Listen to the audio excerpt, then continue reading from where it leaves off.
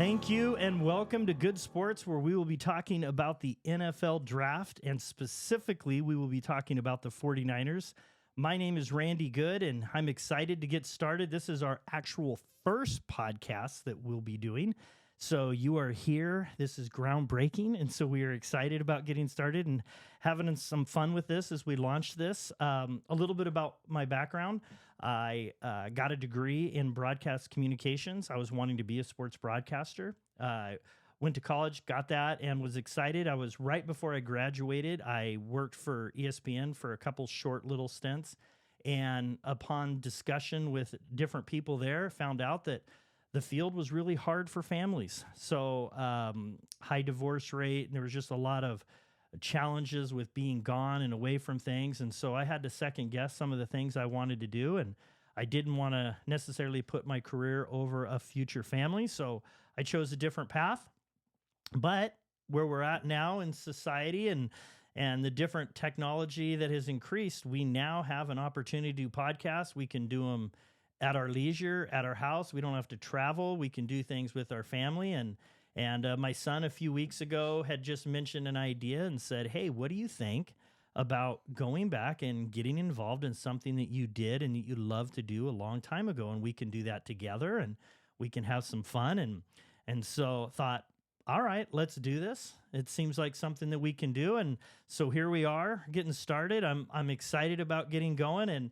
And as we get started, again, this is our first show, so if you would like to hit the subscribe button, we would love to have as many people possible to join us, and you can encourage us to continue on down the road and come up with more and more content. So now tonight, what we're going to be talking about is we are within 48 hours, 2 days before the NFL draft. So it's crunch time, and what's great about this is I actually think that this is the most exciting time of the year, because this is the one time where everybody has hope.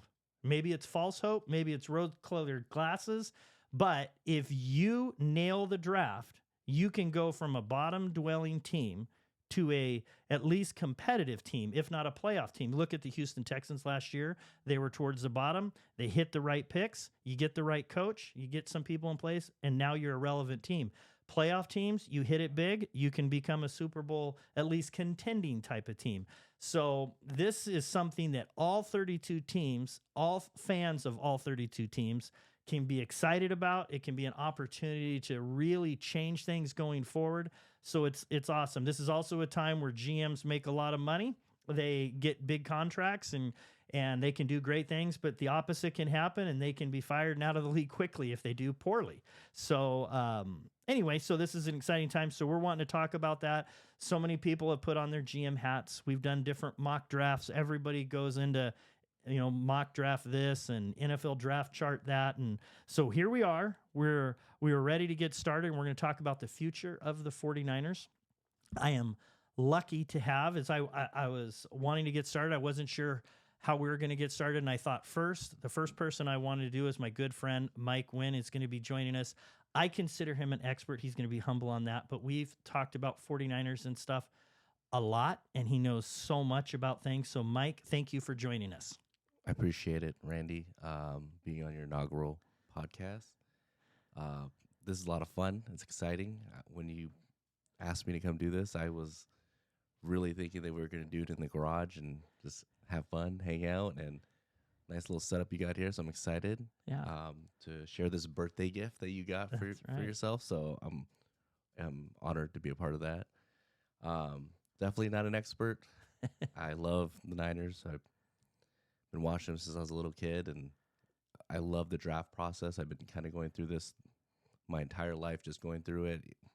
No matter where I was at, wherever in my life, I just love the draft. Like you said, it brings hope, and I love that part of it. Yeah. So what makes this such an exciting time of year, you think, for so many people? So many people tune in. You got the NBA draft, you got the baseball. Nobody even pays attention to the baseball draft. The NBA draft gets a few minutes, but you got the NFL draft, and there's people that are going to be 5 hours like live for the show, and people are all over the place. What makes this so exciting? I think the fandom is one of the biggest things, but it's also, I think, a little bit of just how it's been presented the last couple of years.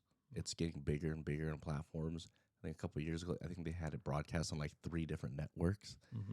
But not only that, it's just like you said, the hope. Anybody hopes they can find a Brock Purdy, Mr. Relevant, and change their franchise around, or help make a mistake like Trey Lance, recover from that, or you stay put at 2 and draft CJ Stroud and change your franchise for a long time, or it can set franchises back for a long time and making bad decisions. And I think that's the biggest thing. And also, everybody loves the flash right now, especially this draft. It is full of some very good playmakers at the top, like explosive playmakers that should come in and have big impacts for whatever teams they get drafted for. So you're hoping that one of those guys lands in your, 20th spot or whatever spot you're in, but they're not going to, because they're probably going to be top 5, top 8 picks. But like you said, it's just an exciting time of hope for your team. And it's interesting, I look at a few years ago when the 49ers had the 2nd pick, and then we traded back to the 3rd pick, and we ended up taking Solomon Thomas, who did nothing, but we got a 3rd round pick who we got Fred Warner. Yep.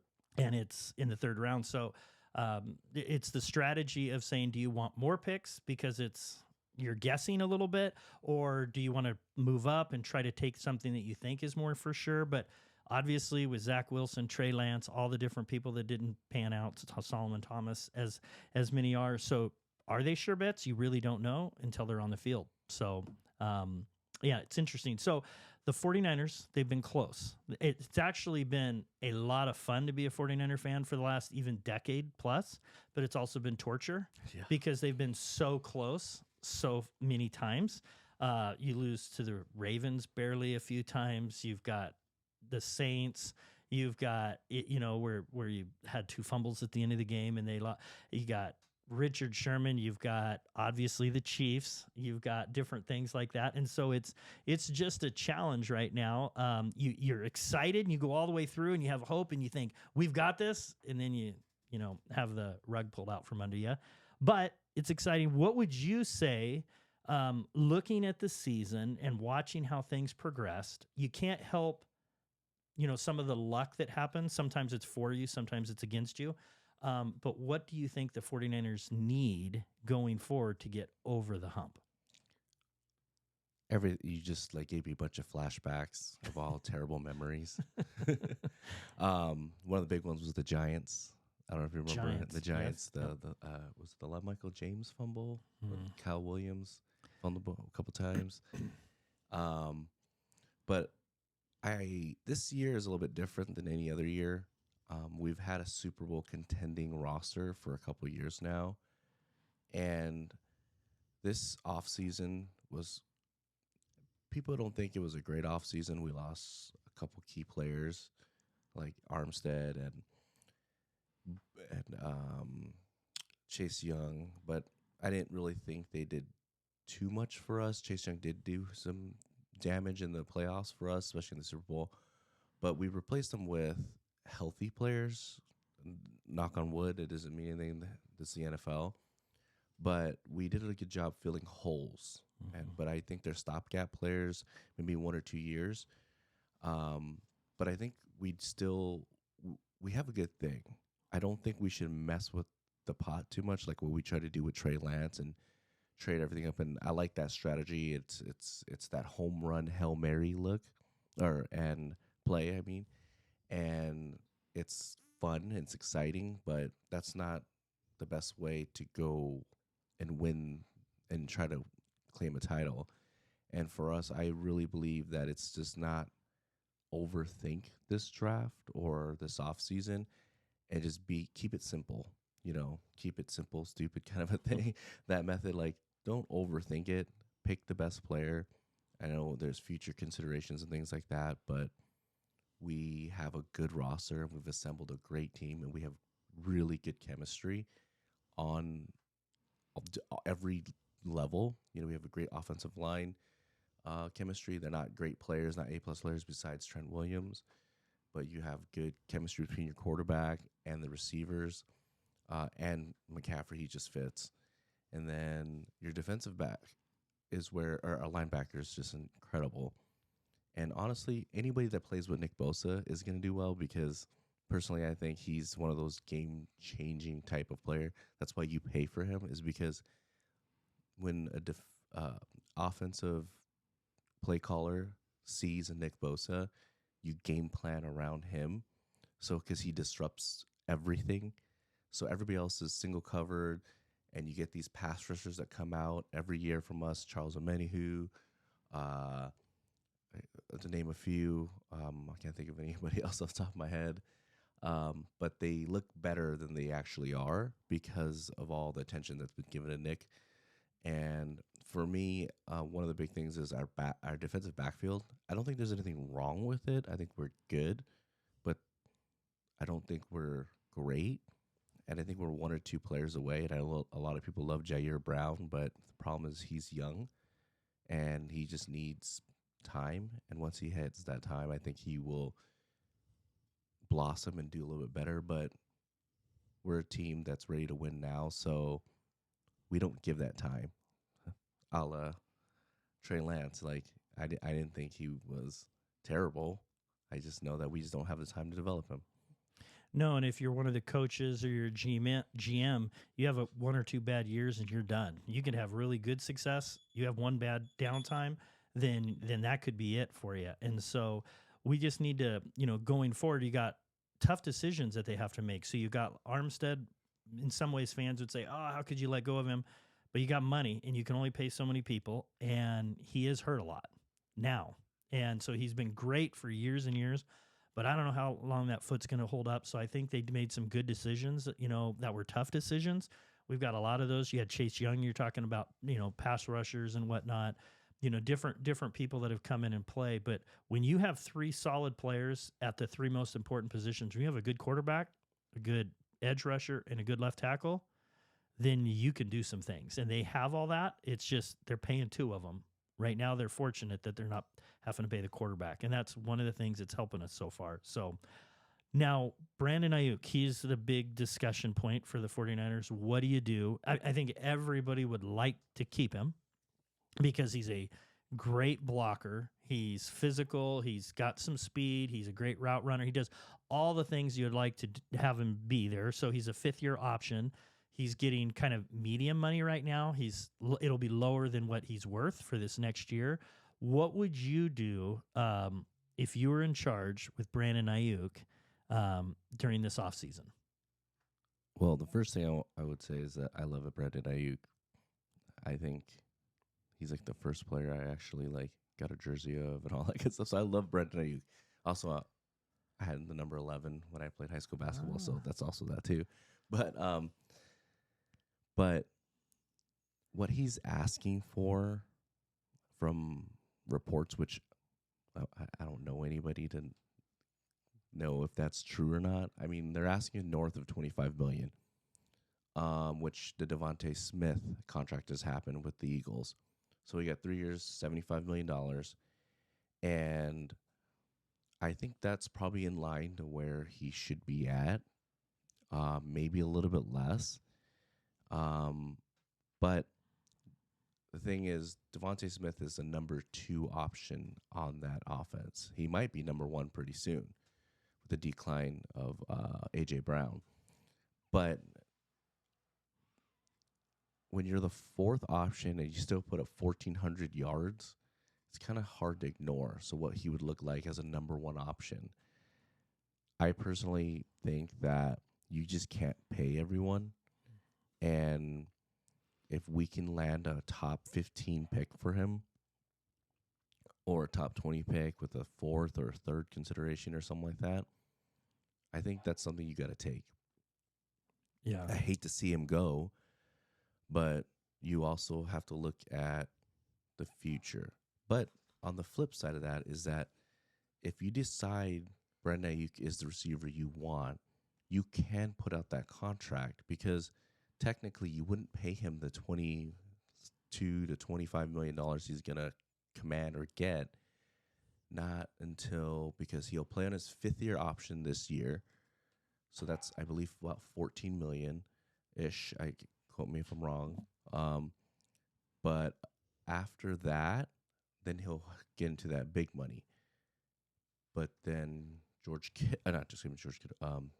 Debo's contract will be done. So then you won't be paying 2 wide receivers $25 or $24 million plus. But then you have to make that decision on Debo at that time too. And honestly, I believe that Debo's a more important player now, but Brandon Ayuk is a more important player in the future for us. And that's the rub. What do you do? It's hard. I think he's going to be trying to get more like 27, 28 million. And the longer they wait to sign him, the more it's going to cost as these receivers come up for contracts, because they keep saying, well, then I'm better than him. I'm better than him. And you've got Brandon Ayuk, I think he's around 14 million this year. Right. So in my perfect scenario for him, because I think if they sign him, I think Debo's going to be gone at the end of next year. I think that's probably certain. Debo plays so hard that I think you could get away with that, because I think he's going to be missing a lot of games just because he's injury prone, because he plays so physical. But in my perfect scenario for Brandon Ayuk, what I'd like them to be able to do if they could accomplish this was keep him this year, let him play out his contract, franchise tag him, trade him next year. Then you still try to get the top pick if you can. I think you can get a little more now because another team could, potentially do that, and he's cheaper now. But you can't have the highest paid left tackle, the highest paid linebacker, another high paid linebacker.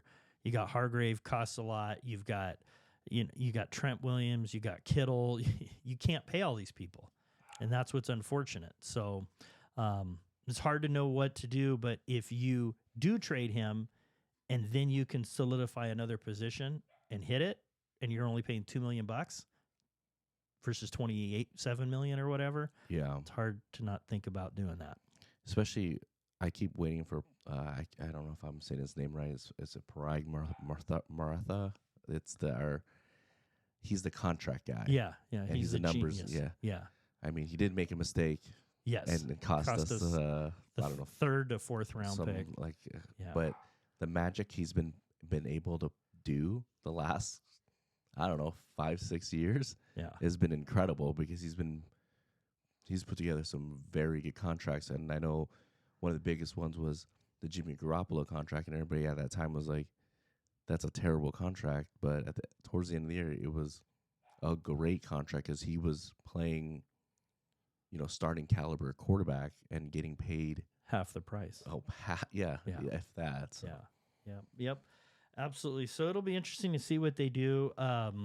I don't know, what do you think they could get for Brandon Ayuk if they traded him now? What do you think would be fair compensation?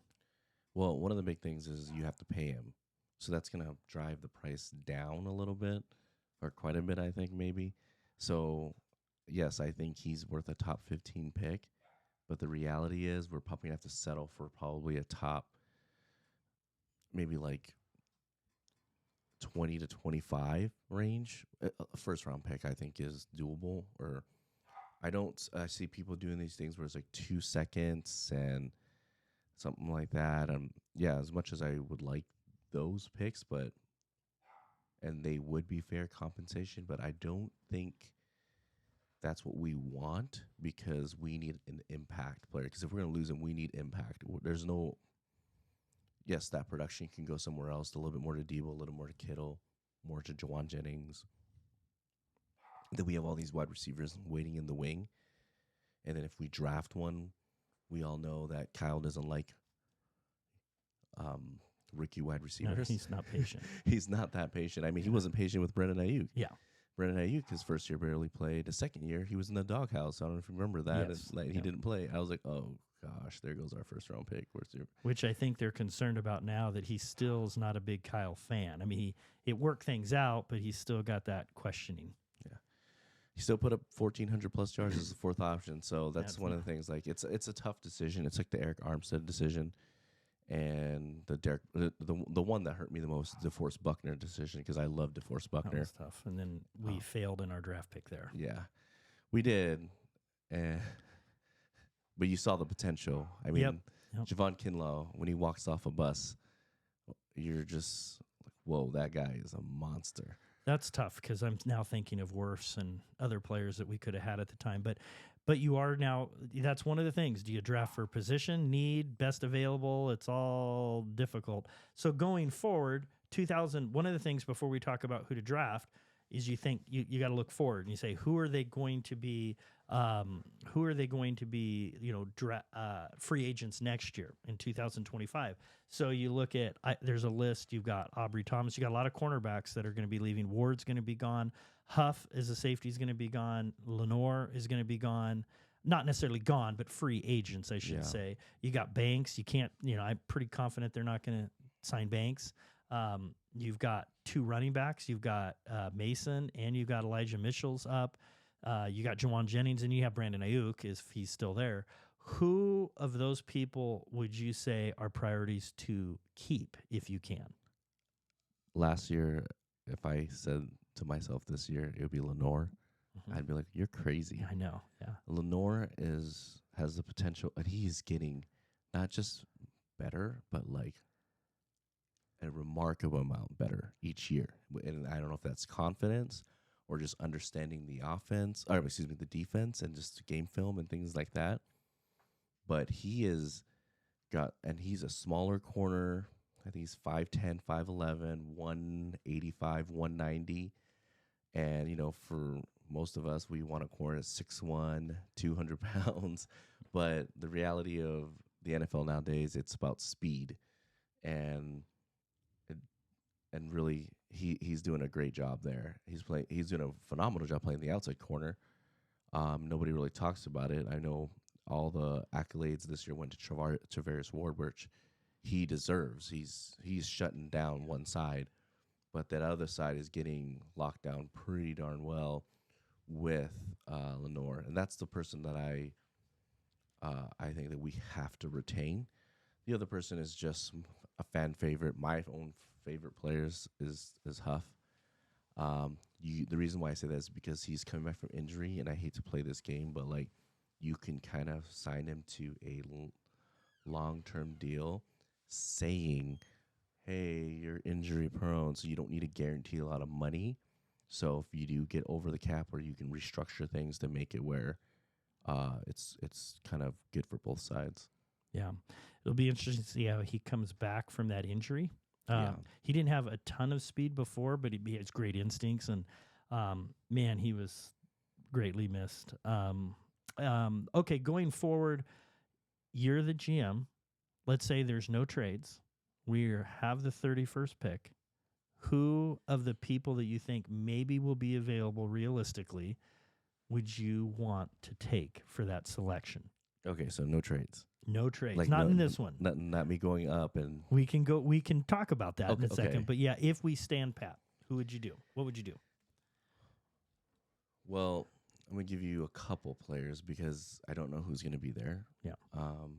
And a lot of these names are probably not the ones that are people's favorites, because at 31, that's a different type of game there. But one player that I'm absolutely in love with, he's one of my favorite players to watch, is I say his name wrong, but I think they call him Johnny Newton. He's a D tackle out of Illinois. Yeah, he's a shorter guy. He's getting knocked for being 6'1"-ish, 6'2", they say. He's about 295, 300 pounds. But he reminds me of just a full-blown effort guy, and he has a good, quick step. Yeah, he has like 3 moves. That's it. Realistically, he has 2, but he's a good D tackle. We don't really need D tackles, but he's the different type of D tackle. He's more of a pass rushing defensive tackle, where we have a lot of run stopping D tackles right now with Maurice Hurst and we got Hargrave. Hargrave is more of a pass. That's rushing. true. He does pressure the quarterback it's a lot. the guy who we just got from the Texans. So would you say are you drafting based on need, or are you saying best player available? Best what player would you available, I think, is what he would be at. But if you're saying need, the players that stick out in my head are Amarius Mims, who some people have him as high as like the top 15, and then some people have him in the second round. So you can't really, and it's just that's all potential. And a team like ours, we could take him and mold him. He can play. He might not even win the job over McKivitz, but he can learn from Trent Williams and McKivitz and step in a pinch because Williams is getting older. He's tend to miss a couple games a year, which is fine, and he's usually good by the playoffs. And once if something happened to Brock, like you just can't have that, and you need somebody like him to cover that left side, and he can play that he'll be a stalwart for the next 15 years. But that's also he reminds me of like a Trey Lance pick. It's all potential, size, that's what speed, makes you scared. Prototype, and has all the ability, but can you put it together, especially in that scheme? Yeah. So now let's go to that trade scenario. Would there be somebody that is reasonable to trade up, not a Trey Lance monster trade, that you would say, I would do this if I could? Let me give you two more names for just staying put. Okay. It's Jackson Powers Johnson, center. Yep. Is he with Oregon? Oregon. Yeah. And I know we're Pacific Northwest guys, the Pacific Northwest, and we're gonna love but people don't draft centers in the first round anymore. But he's different. Yeah. And I think the last one was drafted in 2000, 2 drafts ago by the Ravens. I forgot his name. Lindstrom, maybe Corey Lindstrom or something. He was a dominant, but I really believe Jackson Powers Johnson can come in and be an all-pro center in his first year. And that it's not a need, but it's definitely will be a need in the future. Or he could play guard for us, which is a big need, and then slide into center next year. And the other name is Ricky Pearsall. He's a wide receiver out of Florida. Yep, Florida. And I know we don't need a wide receiver, but he is definitely a player that fits our scheme well. And if we do lose a Debo or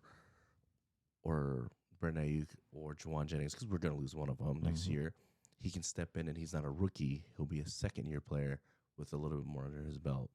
And so we don't really lose that momentum in our offense. Yeah, and I think a receiver is somebody to consider because I think you're going to lose Jennings for sure. I think he's going to go for the big money. This is his one big chance. And then I don't think you're going to keep Ayuk and Debo. Either way, one's going at the end of next year. That's just what I think. So taking a receiver is not necessarily a bad move. Doesn't Juwan Jennings look like a Raider? He's got I don't know He's why. got that attitude. He's got that, the grit. I like him. Yeah, I do too. I'm so glad we got him back. That's awesome. So who would you trade up for that would be worth maybe packaging one of your later picks as well, that you would say, this is worth it? Well, we have a lot of picks this year. We have 10 picks. Yep. And we have the 3 4th-round picks. Now they're late 4th-round picks, but that can easily move us up quite a bit. But one of the players that now I know that there's one thing that the 49ers love, and it's pass rushers. And I think there's obviously the best pass rusher, which everybody's saying, Dallas Turner out of Alabama. I think he's good, but I personally, the best pass rusher this year is, I can't say his name right, it's Latu. Oh, yeah. And he's falling down drafts or boards or getting removed off draft boards because it's being retired, medically retired, then coming back and playing. But when you put on tape, and if you have to squint your eyes, you have to squint them pretty good, you're just like, that looks like Nick Bosa. And imagine him coming to his full potential, because you draft a guy like Dallas Turner, and you hope for him to have that production that Latu has, and but then surpass it. But why not just get the thing that's already having it? I know that he, to me, will come in and will at least be Charles Omenihu type player. He'll be strong at the the run. He's very strong at the run. He's not fast. He's not the guy that's going to bend the corner and run a 4.5, but he's fast enough, and he causes a lot of disruption. I feel like he'll slide in the 15 to 18 range because and he'd be worth throwing a 4th round pick, and maybe, well, it's probably going to end up being 2 fourth round, but to move up, and maybe next year's 5th or 4th to move up that high. The other one is Troy Fatanu. Nope. I know you've been bugging me about an offensive lineman every time we see each other. And Troy Fatanu, I really do believe, is a guy that can actually fall to the mid-late teens or maybe early 20s. And if he falls to the 18, I guarantee you that we should be John Lynch is on the phone calling someone up in that range to try to trade up for him or have a trade in place to go and get him. There's been a lot of news about him going to the Niners for a trade and things like that because John Lynch was up at Washington recently wearing a Washington hoodie. I don't know if you saw that. No. Watching the pro day up there. And it's him and Rosenthal. Rosenthal's is more of a 2nd or 3rd round pick. He's the other tackle on the other side. But Fatanu, he will literally come in, be the right tackle for the next 12 years for us. And if he can't beat out McKivitz, he'll be that right guard and a stalwart for a while until Williams retires, and he'll just slide right into the left side. Yeah. So when I look at Brock Purdy, he is a quarterback that I've been impressed. His decision making is off the charts. He makes quick decisions. He's accurate. And I think if you give him half a more second, I think he could do some great things, even with maybe lesser receivers because he's so accurate and he makes good decisions. You know, you see him, he found Conley in the playoffs and a couple crucial moments. I mean, he's able to spread the ball. Somebody can just run a decent route. I think the right tackle is our biggest area of concern for me. I think that was a big thing in the Super Bowl that, hurt us in the end, that cost us. And we had injuries and some different things. Yeah. I mean, that was tough. An offensive tackle would be awesome, but I don't know at 31 if you're going to get value. I don't know if you're getting like the 45th best player at the 31st pick. Right. So trading up would make sense. If you can get one starting, I hope they get one starting offensive lineman, quality, whether they do or they don't or halfway through. But if you can get one, and then it would be nice to, also fill some other positions because next year you've got so many people that are potentially going to be gone. You can't in the backside of your defense. So between the offensive line and this, and you got your running backs, you got to have at the end of next year, you're going to have McCaffrey is going to be just more wear and tear after this year. He'll be 29. And then you have no Mitchell, you'll have no Mason. So, all these picks, hopefully you can, get a few of them. At the end of the draft, it's all over, all 7 rounds.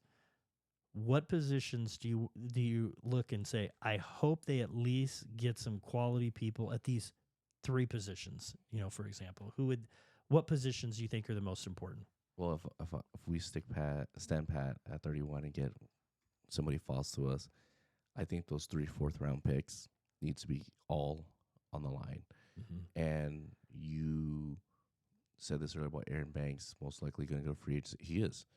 The price of guards are absolutely insane right now, especially a big guard like him, because you have big D tackles that can move. Jordan Davis is one. Jeffrey Simmons. These are big boys that can move, so they need guys in there to cover that pass rush. So I think you can always find guards in the later rounds. We did it with Spencer Burford. I know a lot of people are really upset with him because he missed the 2 blocks that caused Chris Jones has been a headache for us. He was the one that was in Jimmy Garoppolo's face for the big deep throw to Emmanuel Sanders too. Yep. Yeah. So, but it's one of those things that like we can find quality guard play in those rounds, third and fourth and fifth rounds, and you can find starters there. And that's where I think it's important, that meat of this draft is we have to go there and find something. Yeah. Well, there's you hopefully can find some value there in the tight end, in maybe a running back, definitely the guards. I'm hoping at the end of this that they can find a guard and a tackle. If you can get two guys, that would be beautiful. Whether you have the center guard situation, like I don't know that Oregon's going to fall that the guy from Oregon's going to fall that far back, but what you have to give up to get him, I mean, that's the quarterback of the offensive line. So a center is a huge, valuable position. I mean, you want your tackles, but a good center is invaluable. And I just think for Brock Purdy, you got to protect him, and then you're going to pay him a ton of money, and you can't have him hurt. Right. So it'll be interesting to see. The 49ers don't draft cornerbacks in the first round. So be interesting to see if they do you predict that they're going to go by position of need or best player available? I think they're going to go best player available. That's just now if there's two players on the draft board that are equally rated, then you go for the one that we need more, I think. But you have to go for best. We're in a position to win. Yeah. Now, if you are in a position to, if you're like, I don't know, the Houston Texans, for example, or the Miami Dolphins, who are like, they're a playoff contending team, but we don't really know if they're going to do anything. They need to make a splash in a key position to push them over the hump, I think. They're a couple players away. Yeah. Where we are, oh no, we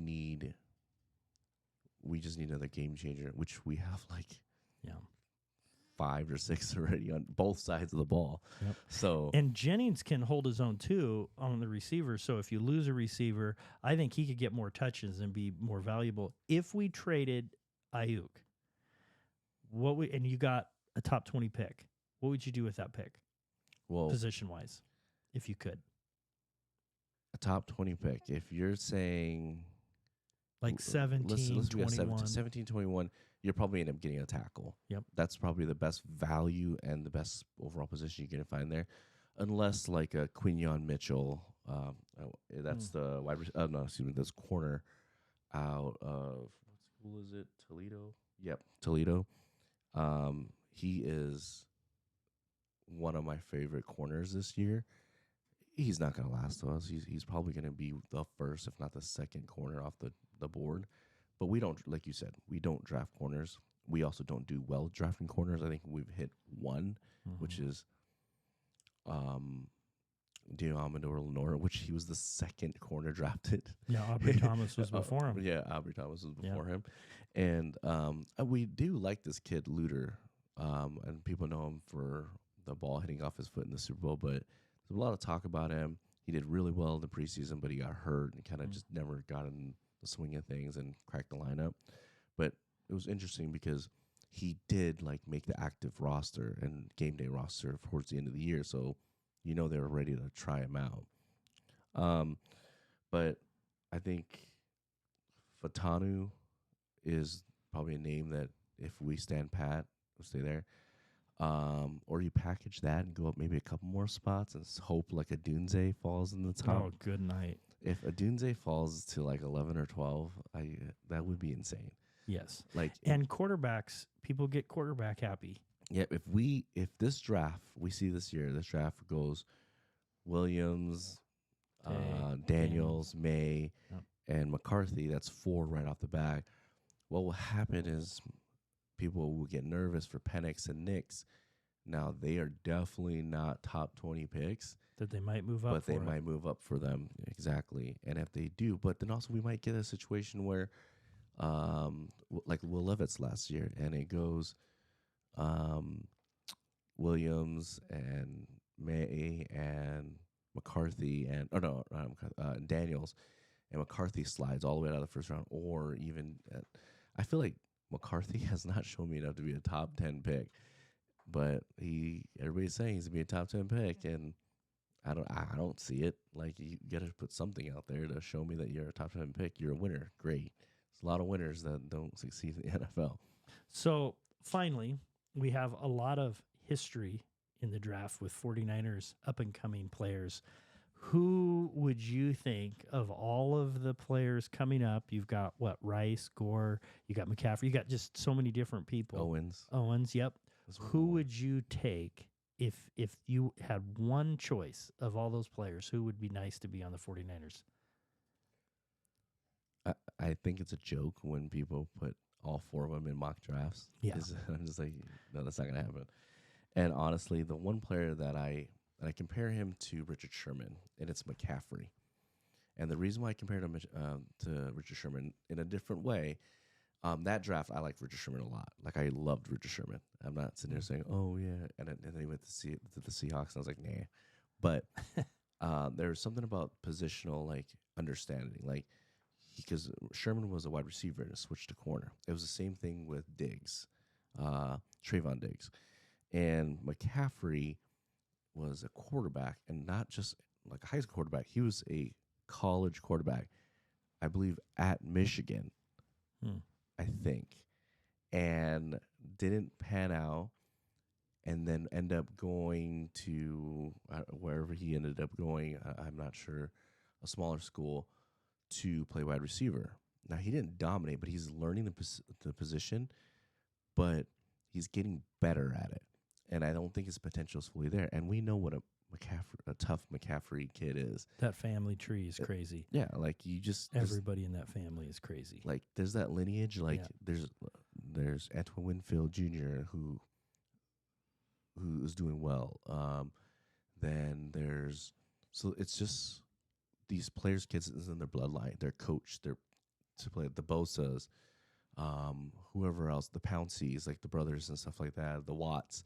It's just, I'm not saying they're going to turn out like that, but it's TJ Watt and JJ Watt. TJ Watt was drafted late first, I want to say, or early second, because he wasn't a prototypical. He's one of the best pass rushers in the NFL right now. Yeah. Because you can't put a grade on effort. You can try to. Like, to me, Nick Bosa yes, he is a monster of a human being. But one thing that doesn't get said enough is the guy is huffing and puffing every play because he goes relentless, all out. So does Fred Warner. So does Dre Greenlaw. Those are the type of players that John Lentz loves. Is just they're going to give you everything. And I think that's what actually put Brandon Ayuk in the doghouse the first time, was because Kyle found out that he wasn't going hard in practice. And that was the report. I don't know. I mean, it's not like I was there, but that was the report. You're the expert. I don't know about that, but I love Luke. Luke McCaffrey. I think he's tough as nails. He's fast. And he's just gonna fit in. I feel like and people think, oh, he's gonna be good in the slot. I'm like, no, I think he's gonna be good on the outside and doing jet sweeps and doing all those things. Well, great. Well, if he's in Kyle's, obviously his offense, then he's going to be able to learn a lot, and he's got one of the best geniuses to help put him in position. So it'll be interesting to see what they do, see what the 49ers do. And we are here. We're 2 days away, so we're going to know a lot. Come Thursday, obviously, we're going to find out, and looking forward to it. So we're going to continue this. We're going to be doing this Thursday during the draft and discussing. I'll have different people here with different teams, and we're going to be asking them their opinions and getting people's predictions and then reactions as well. People from or different teams, from the Chiefs to the Steelers to the Ravens to the 49ers, Seahawks, and I'm sure there's always a Cowboy fan somewhere. Yeah, we've got something for them. So, but there will be a Cowboy fan, unfortunately. So. Did you see Lynch's press conference yesterday? He was very vague. Yeah, the big one. He was. Yeah. But one of the things I pulled out of there with a couple things is he stopped talking about Ayuk. He said, "I'm done." Yeah, there was that too. But specifically about the draft, this golden helmets. Have you heard of that? No. So every year, I guess there's golden helmets given out to people they've picked. I don't know if it's every year, but I think for the last couple of years, the names that come out of this are McGlinchey was a golden helmet. McKivitz. I mean, somebody that was drafted in the 6th round, now starting right tackle. I know that is everybody's favorite, but he did a good job, kind of. Hufunga. Last year was Jair Brown, Braden Willis, and I want to say Fred Warner was one too. And they've hit. Now I'm sure there's ones that haven't hit. Eluder was one too, from I think what I read. But this year, he said he's identified 16 golden helmets. That doesn't mean there's 16 first-round picks. They can be anywhere. They can be 5th-round picks or whatever it may be. But I'm really curious to see if we can figure out who those players are when the draft comes around. I wonder if he'll actually disclose it afterwards if he picked one of them. Yeah, I know. Like, what if you were like the 1st-round pick, and then he's all excited about the 5th-round pick who's a golden helmet? Like, Yeah. I just feel like it. Well, it'll be interesting. This is what's exciting, finding out who they do, and then we can come back also next week and talk more about what we think they did. And see, last year I thought we were going to get offensive linemen. I thought that was really important, and they did nothing there. So you never know what's going to go on, but they ended up in the Super Bowl and a few plays away. So, anyway, so we're going to wrap it up. This has been fun doing this. Again, if you like what you hear or you want to hear more, subscribe. We would love to have as many people. Add your comments, good, bad, whatever. We need to hear it all. And anyway, it's going to be an exciting season and looking forward to the draft. So thanks for joining us. Thanks, Randy.